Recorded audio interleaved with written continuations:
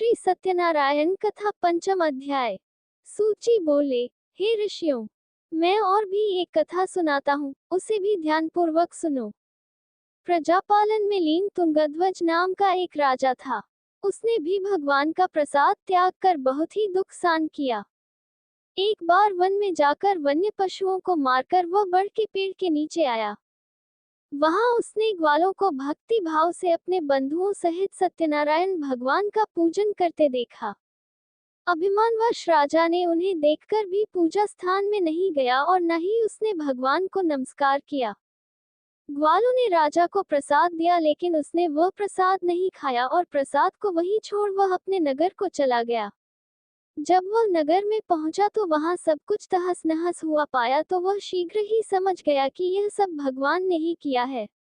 वह दोबारा ग्वालों के पास पहुंचा और विधि पूर्वक पूजा करके प्रसाद खाया तो श्री सत्यनारायण भगवान की कृपा से सब कुछ पहले जैसा हो गया।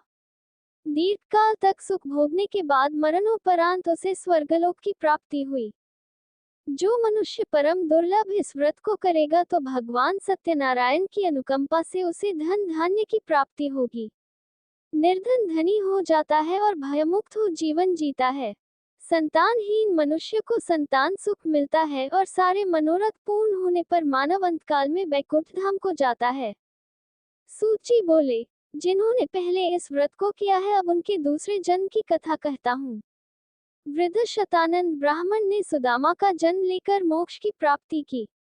लकड़हारे ने अगले जन्म में निषाद बनकर मोक्ष प्राप्त किया। उल्कामुख नाम का राजा दशरथ होकर बैकुंठ को गए।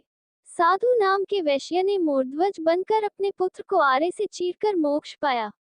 महाराज तुंगध्वज ने स्वयंभू होकर भगवान में भक्ति युक्त हो कर्म कर मोक्ष पाया। इति श्री सत्यनारायण व्रत कथा का पंचम अध्याय संपूर्ण। श्रीमन नारायण नारायण नारायण, भज मन नारायण नारायण नारायण। श्री सत्यनारायण भगवान की जय।